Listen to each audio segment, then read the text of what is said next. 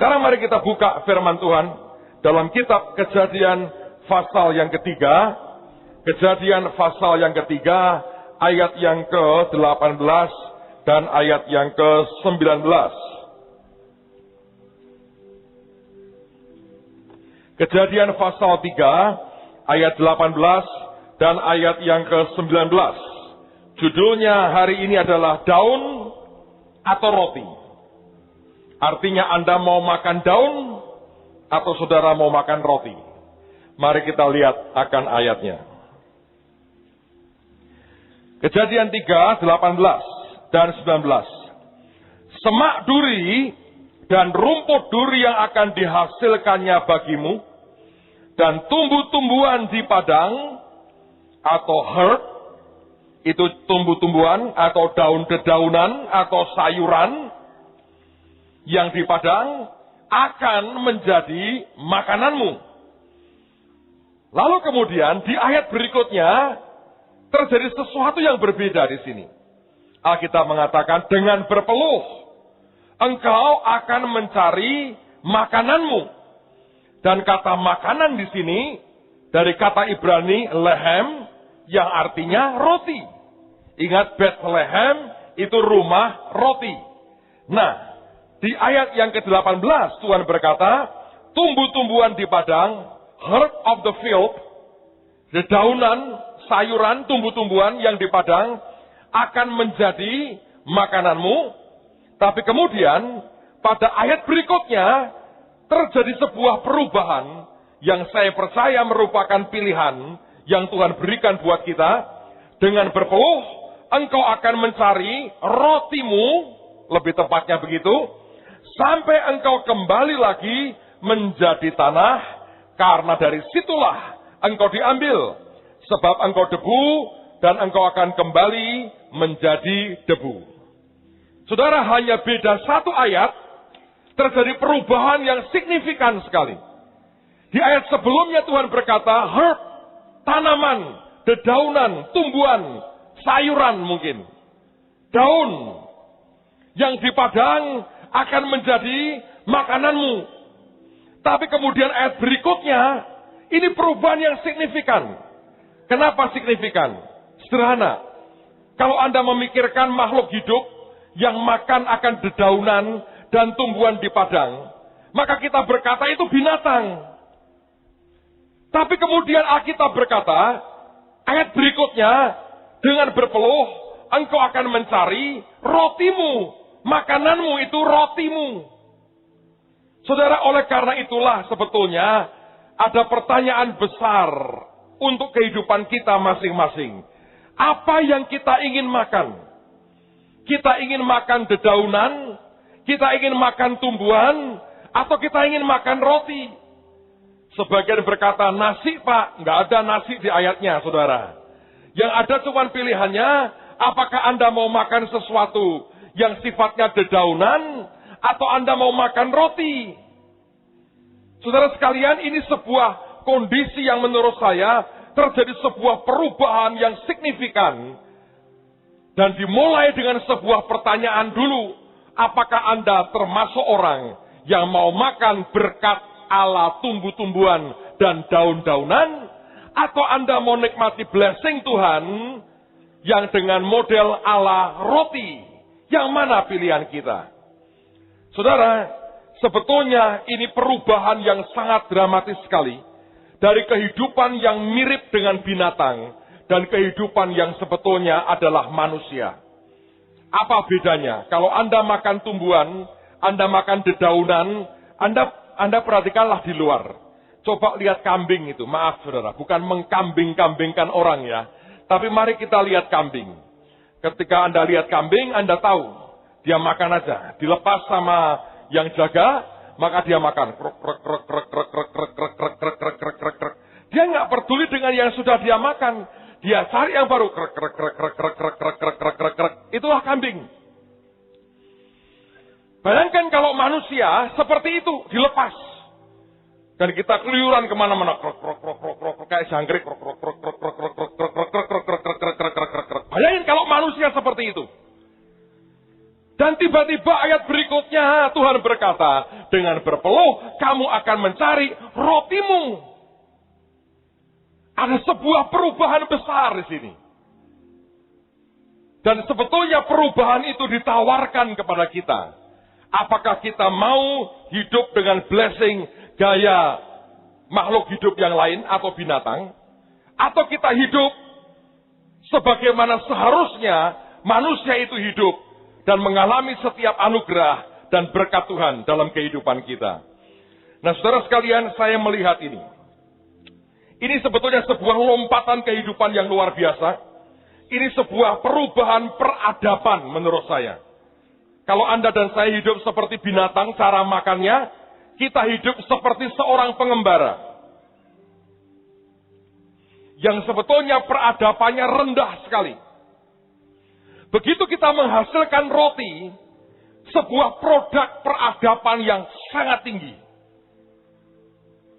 Anda bisa membayangkan bagaimana proses sebuah roti itu dibuat. Membutuhkan yang namanya peradaban yang luar biasa. Tapi kalau orang hanya makan dedaunan, tidak butuh peradaban. Kita hanya butuh kekuatan, kemampuan mengunyah saja. Krek, krek, krek, krek, krek, krek, krek. Begitu Anda bisa menciptakan roti, Anda harus punya sebuah peradaban yang luar biasa. Nah, sebetulnya apa yang Tuhan mau katakan? Dengarkan baik-baik.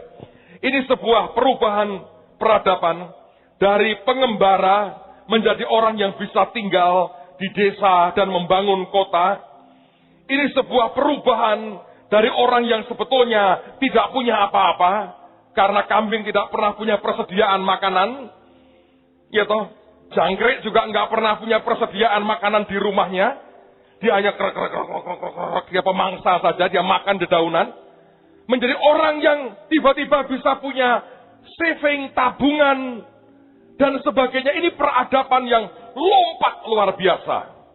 Dan yang menurut saya paling luar biasa adalah itu perubahan dari orang Kristen padang gurun yang hanya mengembara, makan mana, yang cukup hanya 1 hari, disimpan hari berikutnya kecuali Sabat, busuk.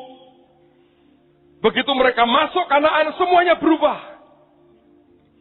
Mereka punya peradaban, mereka membangun kota, mereka membangun benteng, mereka membangun irigasi dan sebagainya. Dan ini sebuah, dari 1-2 ayat ini saja, kita melihat bagaimana hati Tuhan sangat ingin membuat umatnya mengalami perubahan yang luar biasa. Dan yang paling menarik menurut saya, perubahan itu adalah perubahan dari cara hidup yang konsumen menjadi produsen. Dan kalau Anda mengerti hal ini, menurut saya ini sesuatu yang kita harus perhatikan. Sekarang mari kita lihat Yohanes pasal yang keempat. Yohanes pasal yang keempat, lihat pada ayat yang ke-14. Ini perubahan yang ajaib sebetulnya. Yohanes pasal 4, ayat yang ke-14. Yohanes 4, ayat yang ke-14. Tetapi barang siapa minum air yang akan kuberikan kepadanya, ia tidak akan haus untuk selama-lamanya. Sebaliknya air yang akan kuberikan kepadanya akan menjadi mata air di dalam dirinya yang terus-menerus memancar sampai kepada hidup yang kekal. Tuhan bicara tentang orang yang minta minum. Dan dia berkata, yang engkau minum itu akan berubah menjadi mata air. Dia mengubah kita dari orang yang konsumen sifatnya, yang hanya meminum, yang hanya memakan, menjadi produsen. Karena di dalamnya ada sumber mata air yang kemudian keluar.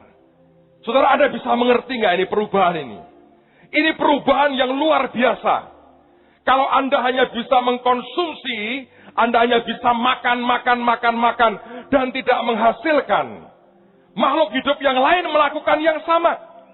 Bahkan semut tahu bagaimana menyimpan akan makanannya. Tapi orang lain, binatang lain, dia tidak tahu. Dia hanya makan. Tapi Tuhan berkata, nak, aku tidak mau buat engkau seperti itu. Aku mau ubah hidupmu dari konsumen menjadi produsen. Hidup itu menghasilkan sesuatu yang orang lain bisa nikmati dan kita juga bisa menikmatinya. Ini perubahan yang dahsyat sekali. Lihat ayat berikutnya, Matius pasal yang ke-6, ayat yang ke-26.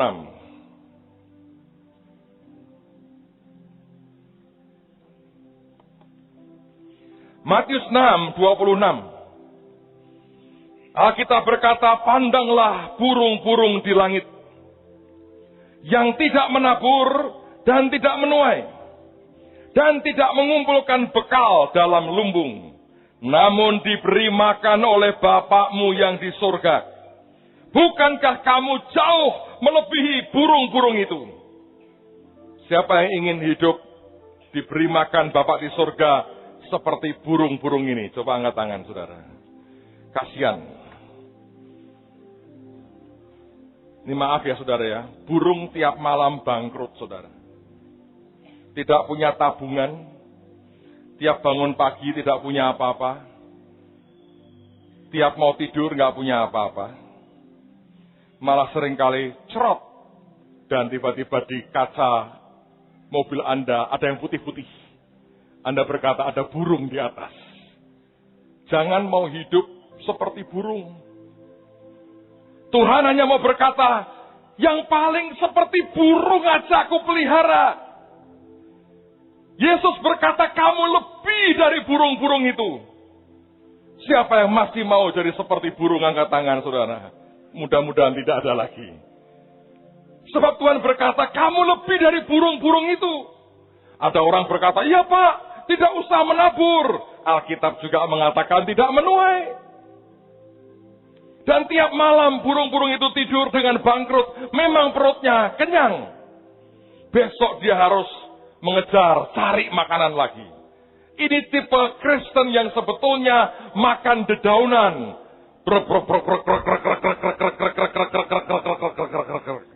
Malam ngorok. Pagi. Tapi gak punya apa-apa. Dan Tuhan menawarkan ke kita, Anda mau makan daun atau roti? Dan saya percaya Tuhan sebetulnya menginginkan yang terbaik. Ajaib. Coba lihat lagi ayat satu lagi. Kejadian pasal 41. Kejadian pasal 41. Lihat pada ayat yang ke-48. Maka Yusuf mengumpulkan segala bahan makanan ke-7 tahun kelimpahan yang ada di tanah Mesir, lalu disimpannya di kota-kota. Hasil daerah tiap-tiap kota disimpan di dalam kota itu. Saya mau ulang membaca kalimat terakhir. Hasil daerah tiap-tiap kota disimpan di dalam kota itu. Nah sekarang gini saudara, dengerin ya. Waktu terjadi kelimpahan luar biasa, oleh Yusuf disimpan di kota masing-masing. Misalnya Semarang dan sekitarnya menghasilkan gandum, waktu panen limpah dia ambil 1/5, kemudian dipungut 1/5, kemudian disimpan. Hasil kota Semarang disimpan di kota Semarang. Ketika terjadi kelaparan, orang Semarang makan dari gandum yang di mana? Hah? Semarang toh. Gak usah mikir jauh-jauh, gak dijebak kok saudara. Anda ini terlalu over curigation. Setiap kali ditanya, meneng wae daripada salah. Nah emang salah ya gak aku salah lah. Saudara, saya mau ulang lagi supaya Anda tidak kacau ini. Jangan berpikir rumit saudara, terlalu over curigation istilahnya itu. Semarang punya ladang luar biasa. Masa kelimpahan terjadi, diambil 1/5, masukkan di ladang. Pada waktu masa kelaparan, orang Semarang makan dari lumbung yang di mana? Semarang toh. Kita nggak usah makan lumbung yang di Madura. Karena di kota ini sudah ada lumbungnya. Ini mari kita belajar cara hidup makan roti, bukan daun. Kalau daun ya krek. Tapi mari kita lihat berpikir cara hidup dengan cara makan roti. Nah, Yusuf punya pengaturan yang luar biasa. Pak, artinya apa? Sebetulnya, apapun yang engkau simpan, itu kelak yang akan engkau makan juga. Apapun yang kita simpan, itu kelak yang akan kita makan. Anda dan saya tidak akan pernah makan simpanannya orang lain. Yang disimpan orang lain, dimakan orang yang bersangkutan. Yang kita simpan, akan kita makan.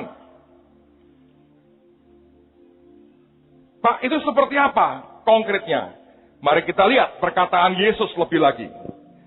Matius pasal yang ke-6.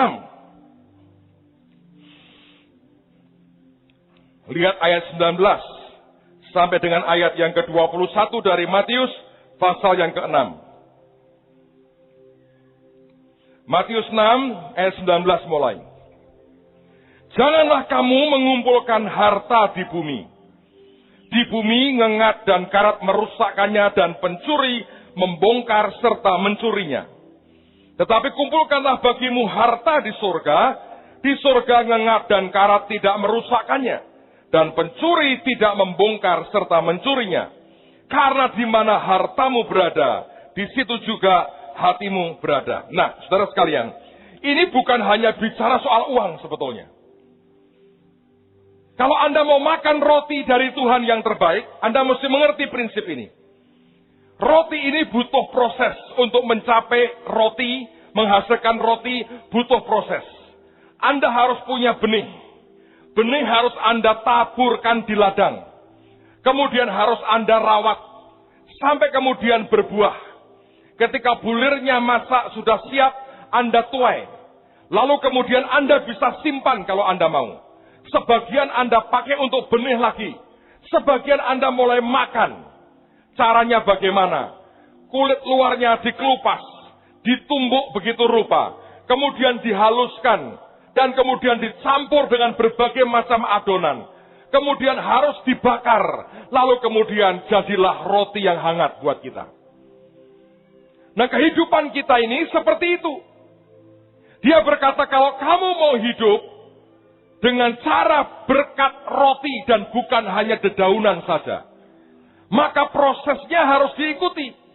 Dan diantaranya dia mengatakan, begitu engkau menghasilkan panenmu, maka sebetulnya sebagian disimpan, sebagian untuk benih, sebagian engkau bisa untuk makan.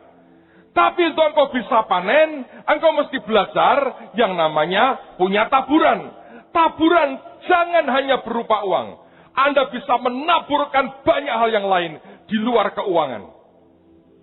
Anda tunjukkan kebaikan, Anda tunjukkan belas kasihan, Anda mendoakan orang yang susah, Anda melayani orang-orang sekitarmu, engkau kerjakan dengan segenap hati. Tahukah saudara bahwa itu semua adalah benih dan tabungan saudara di sorga, seperti yang Tuhan katakan. Nah, banyak orang ketika mendengar perkataan ini berkata, wah, aku kehilangan uang dong. Waktu aku persembahkan, aku kehilangan uang dong. Saya mau tanya buat saudara, betulkah kehilangan? Kalau Anda taruh uangmu di bank, lalu bank memberikan kepada Anda kartu ATM, ya kan? Uangnya hilang nggak? Tidak kan? Sewaktu-waktu engkau bisa gunakan. Satu hari ada seseorang ikut dengan temannya, dan temannya ini punya kartu debit. Mereka belanja, terus temannya mengeluarkan kartunya. Ini orang temannya nggak ngerti apa-apa. Loh, itu kok kartu debit? Iya. Kamu nggak bayar. Maksudmu? Kamu itu enak ya. Belanja gini pakai kartu gitu aja bisa. KTP ku bisa nggak untuk itu? Oh, nggak bisa. Saya mau gitu bisa nggak? Nah, kamu punya beginian nggak? Nggak punya, nggak bisa. Wah, kamu itu enak ya. Aku diperlakukan tidak adil. Itu yang bayar siapa itu? Nanti itu nagih ke siapa? Kasir daripada toko ini. Nagih ke bank. Wah, enak ya. Bank bayari kamu ya. Bayari enggak, saudara? Enggak lah. Itu pakai tabungan uang kita sendiri. Nah, bedanya adalah kalau di dunia ini, mungkin perbankan bunganya memberi Anda dikit. Di surga, dia berkata 30, 60, bahkan 100 kali ganda. Itu bedanya. Jadi pada waktu Anda melakukan kebaikan, memberikan taburan, sebetulnya taburanmu sekaligus tabunganmu.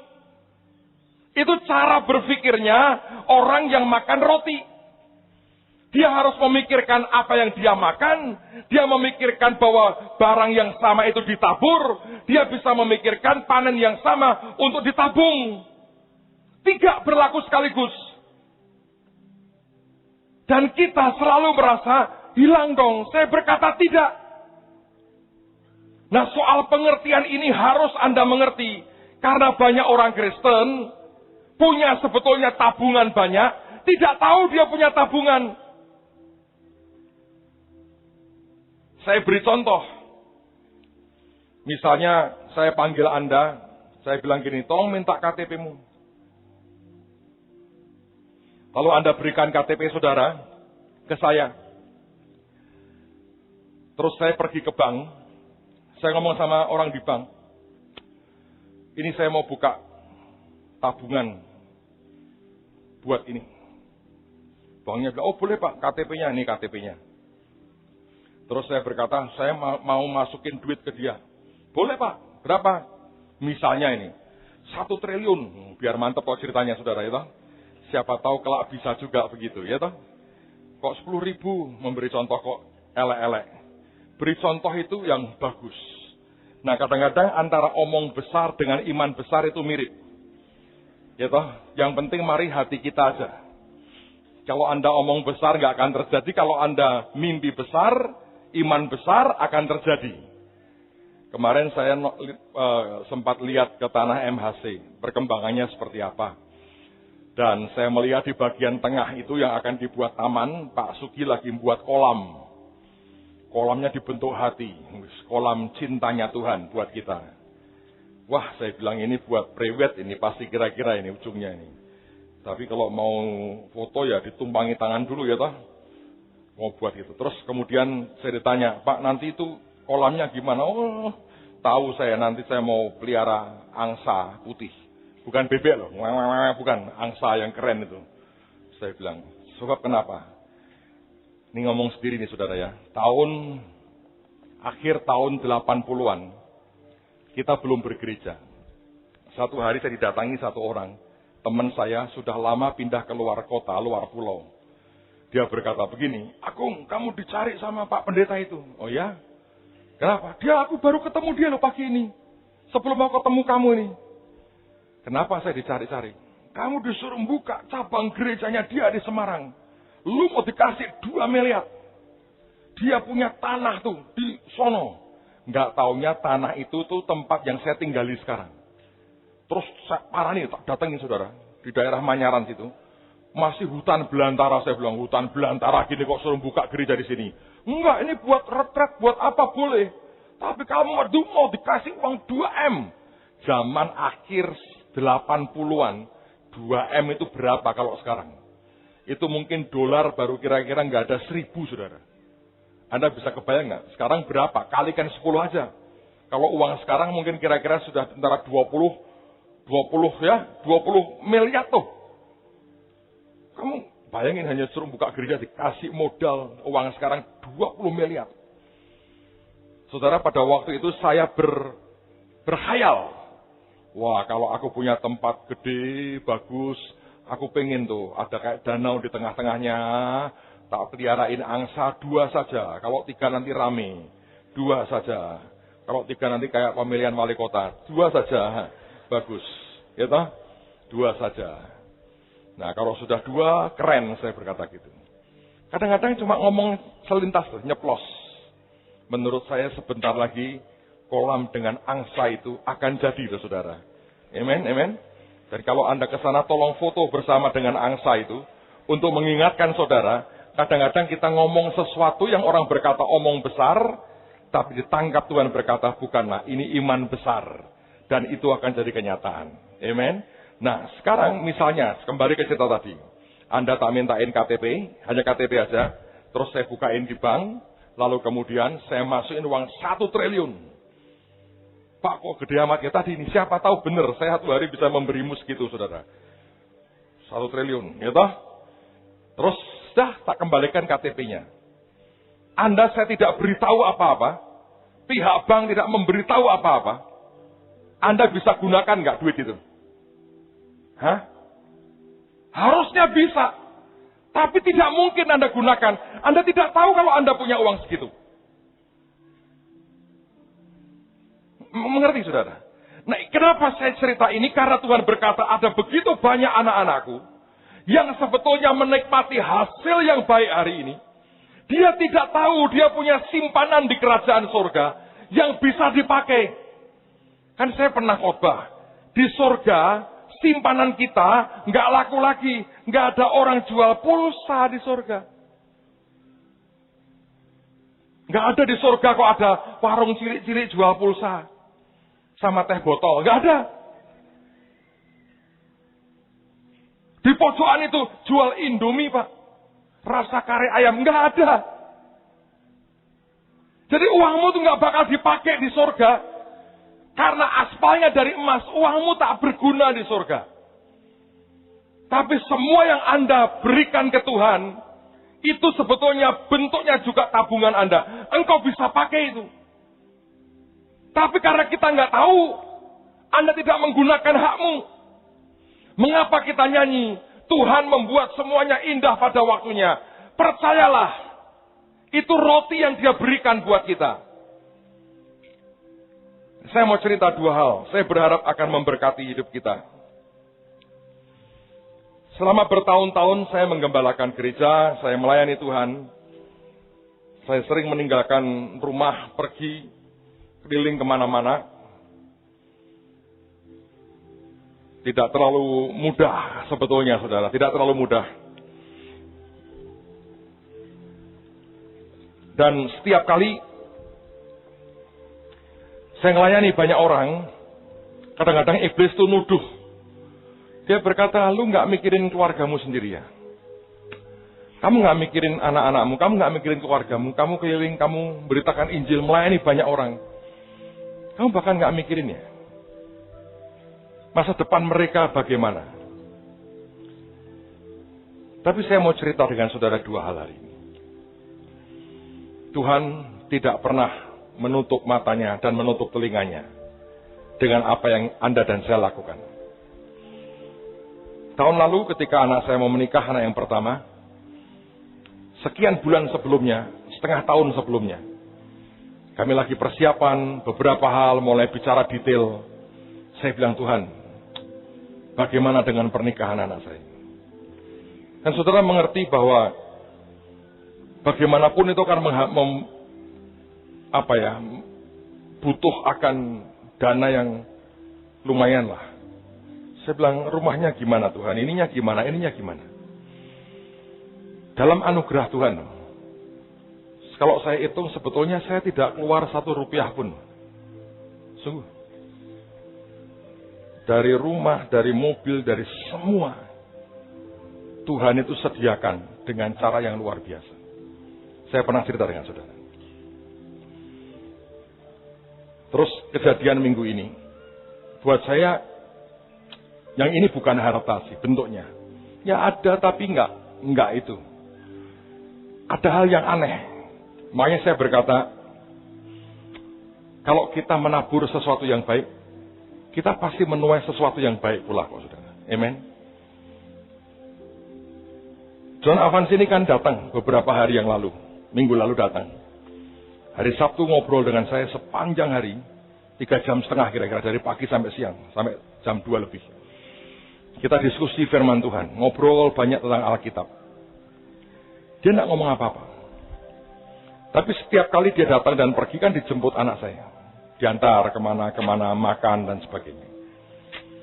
Dan tiba-tiba saya tidak tahu dari mana ini sesuatu yang diingini banyak orang. Mungkin tidak semua orang ingin, tapi diingini banyak orang. Saudara, orang ini nabi ya. Anda pernah dengar Kong Hee ketika dia sedang khotbah di Australia. Pada waktu itu belum ada masalah ya.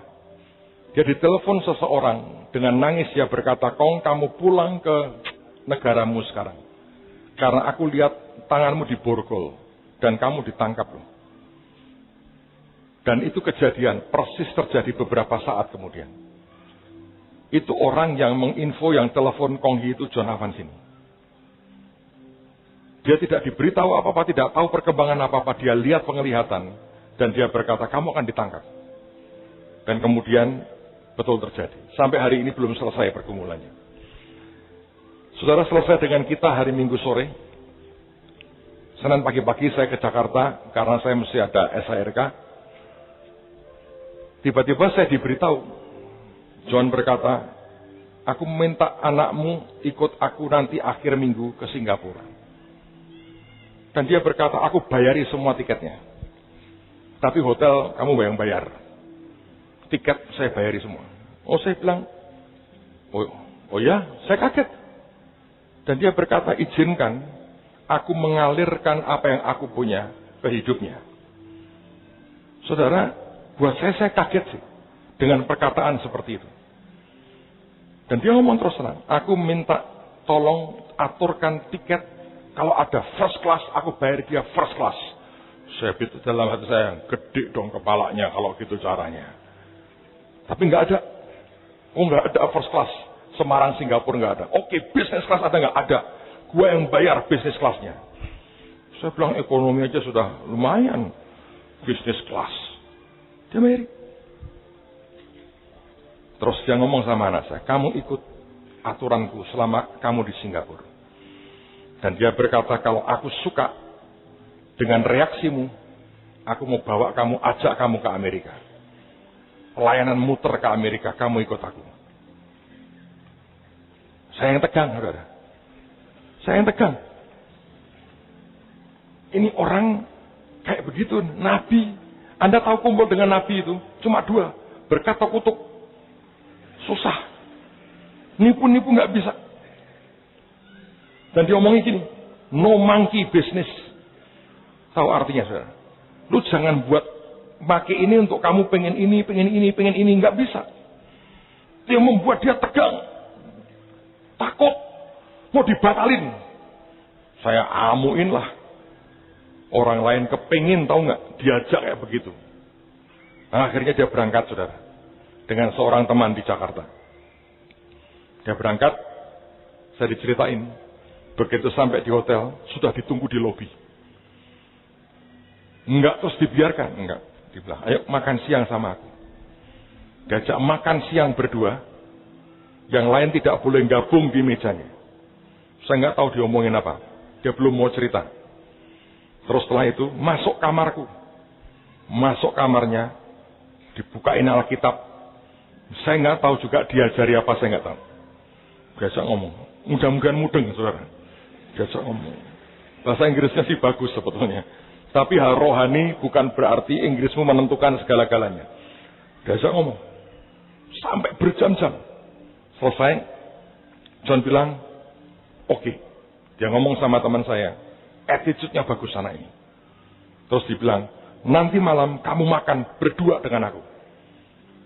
Saudara tahu, cucunya pun tidak boleh bergabung. Makan malam itu hampir 3 jam. Khotbah, saudara. Menurut saya dia makannya tidak banyak. Makan sedikit kenyang dia. Khotbah ini. Dia ngeri sih. Dia tahu ini orang punya pengurapan. Dia ngeri khotbah ini. Teman saya yang Jakarta sama cucunya John sambil nahan lapar ngopi di lobi. Sambil ngelirik restoran. Belum keluar 3 jam. Bayangin. Selesai 3 jam. Happy. Dia bilang, "Kamu bertiga boleh nonton." Suruh nonton bioskop. "Pak, kok nggak rohani?" "Rohani kok, tenang aja, saudara. Kamu boleh nonton." Saya nggak tahu jadi nonton atau tidak. Terus besoknya dibilang, "Kamu ikut kebaktian sama aku." Kemarin hari Sabtu. Udah ikut, diajak makan malam lagi. Diajak ngomong lagi. Hari ini suruh ngikut 3 kali kebaktian. Dia ngomong, "Ting, aku extend seharian. No monkey business." John pulang kapan? Senin. Pulang Senin. Tapi saudara, saya kalau melihat ya, saya tidak berharap mendadak jadi pendeta dia, tidak saudara. Tapi menurut saya beberapa hari itu akan jadi sebuah input, masukan, aliran dalam hidupnya. Itu begitu luar biasa. Siapa anakku ini? Sampai John Evans ini memperlakukan seperti itu. Itu bukan merencanakan dengan saya loh. Saya diberitahu ketika saya di Jakarta. Mendadak semua seperti itu. Saya bilang, Tuhan, apa ini? Dia berkata, satu di antaranya, nak, yang engkau tabur akan engkau tuai. Kamu mendoakan, melayani begitu banyak orang muda. Apakah aku tidak akan peduli dengan anak-anakmu? Aku yang urus. Bayangin. Nanti kemungkinan besar bulan depan akan diajak ke Filipina. Saya bilang, bagus, lalu tambah kurus betul. Usah tegang kan gak doyan makan, saudara. Tapi saya melihatnya, itu buat saya adalah kebaikan Tuhan yang luar biasa. Anda bisa berkata amin untuk itu. Saya bilang, kalau kamu bisa nangkep ya, ini anointingnya, urapannya. John itu umurnya sudah hampir 80 tahun, saudara. Dia bilang, aku sudah gak pengen apa-apa lagi. Tapi aku pengen lihat orang-orang muda jadi dan ngerti yang namanya kehendak Tuhan buat kita menikmati kelimpahan dari Tuhan. Sekali lagi saya mau berkata, demi kasih Tuhan, kalau Anda perhatikan pekerjaan Tuhan, Tuhan perhatikan pekerjaanmu. Kalau Anda perhatikan urusan Tuhan, Tuhan perhatikan urusanmu. Anda care keluarga Tuhan, keluargamu diurus Tuhan. Saya percaya semuanya akan indah pada waktunya. Yang percaya katakan amin. Yang kedua dan terakhir, yang tidak bisa kita pungkiri adalah untuk menghasilkan roti butuh namanya proses. Salah satu proses adalah lewat api. Ron Kenoly dalam lagunya yang pernah terkenal sekali mengatakan begini, if you go through hell, kalau engkau sedang melewati neraka dalam hidupmu, don't stop. Jangan berhenti, but go ahead. Jalan terus. Kemarin ada seseorang tanya dengan saya, apa yang membuat kita bisa maju? Saya berkata, terus jalan dengan Tuhan. Belajar, lewati. Lalu saya kutip akan perkataan Ron Kenoly. Dan dia tanya pertanyaan yang membuat saya geli. Dia berkata, mengapa? Apa yang membuat Anda bisa jalan terus? Sebetulnya jawabannya gampang. Siapa mau tinggal di neraka? Gitu? If you go through hell, kalau Anda melewati neraka, Anda tidak jalan terus, artinya Anda tinggal di neraka. Sesimpel itu. Saya bilang, tolong baca lagi perkataan saya itu. Nanti kamu ngerti jawabannya. Saya harap mengerti. Tapi saya mau berkata buat saudara, saya melihat tiap hari kita punya Tuhan yang membuat semuanya memang indah pada waktunya.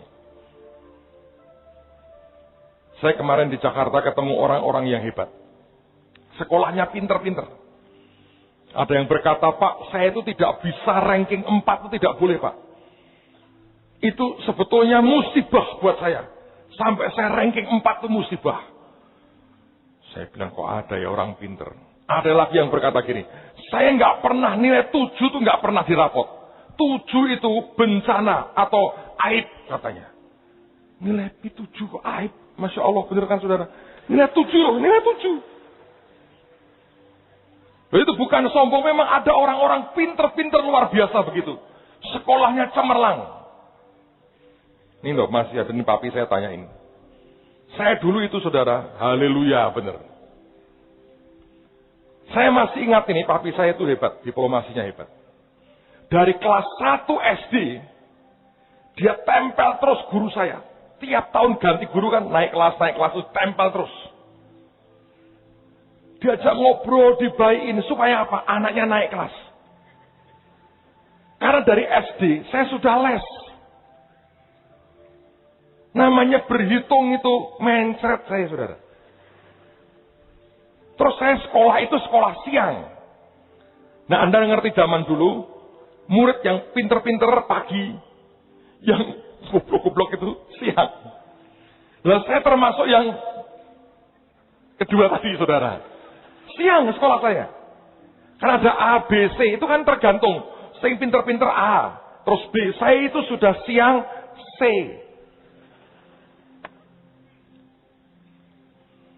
Loh, saya mesti mengakui kok. Tapi saya melihat namanya favor Tuhan. Hari-hari ini banyak orang ngeributin soal hyper grace. Menurut saya semua yang namanya grace itu hyper. Yang namanya anugerah itu mesti hyper. Loh, maaf ya saudara ya. Wong kayak modelnya kayak gini kok sampai Yesus mati buat kayak gini-gini itu buat apa?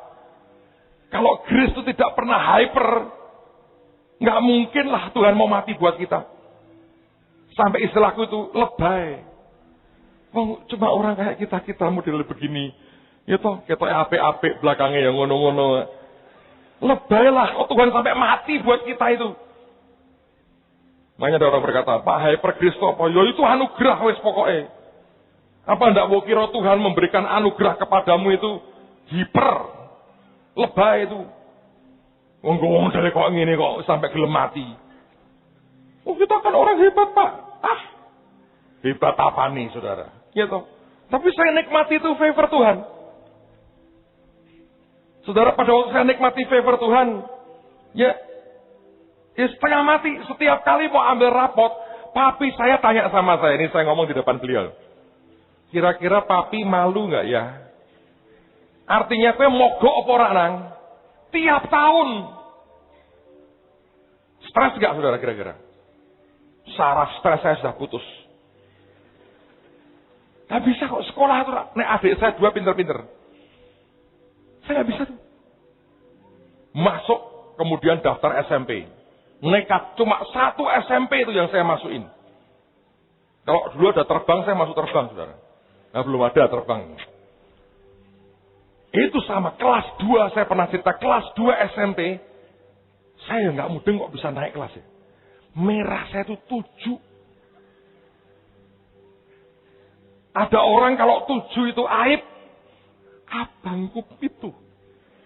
Saya bilang gini, kobongan tenan ini. Zaman dulu istilahnya itu kebakaran. 7 kelas 2 SMP. Anda berkata, oh saya juara Pak. Nah, pintar saudara kan dari saya. Kelihatannya. Tapi sebetulnya itu yang terjadi itu saya nggak bohong. Dengan susah payah. Saya coba ngikuti pelajaran. Nggak mudeng saya. Zaman dulu SMP ada aljabar. Berhitung. Goniometri. Wah muat saya. Saya bilang, ngopok begini. Ketemu guru bahasa Inggris, galaknya luar biasa. Terakhir tak temuin saudara, sampai terharu-terharu dia. Ini kepala dikampleng itu sering, karena nggak mudeng. Masuk daftar SMA, cuma sekali tok. Diterima. Tiap siang kalau pulang sekolah itu, kepala cekot-cekot saudara. Serius. Buat saya berkata, saya nggak punya pilihan. Jalani aja. Saya baru nikmati itu setelah kuliah kok. Enak, sekolah kok didongengi begini ya.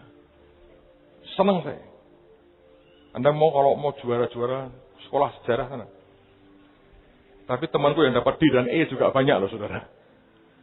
So anyway, saya berkata bahwa Tuhan itu bisa merubah orang sebegitu rupa, sedemikian ajaibnya, tapi semua bagian kita cuma lewati.